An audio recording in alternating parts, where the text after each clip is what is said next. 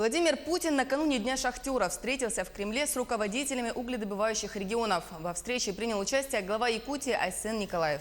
Напомню, наша республика занимает первое место на Дальнем Востоке по объемам добычи угля – 35% от добываемого угля на востоке страны. Основные месторождения находятся в Нерюнгринском и Тампонском районах.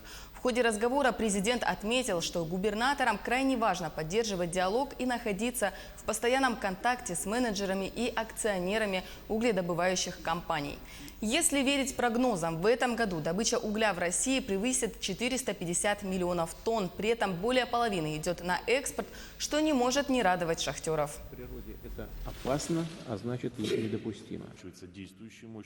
Угольная промышленность вот уже 3 столетия вносит огромный вклад в развитие нашей страны и сегодня демонстрирует хорошие показатели угледобычи, уверенный экспортный потенциал, большие перспективы роста на новых месторождениях, в том числе в Сибири и на Дальнем Востоке. Подчеркну, рост угледобычи должен идти в ногу с активным внедрением современных технологий, с увеличением инвестиций в создание надежных систем безопасности, с реализацией программ в сфере социальной поддержки работников предприятий и жителей регионов в целом. В том числе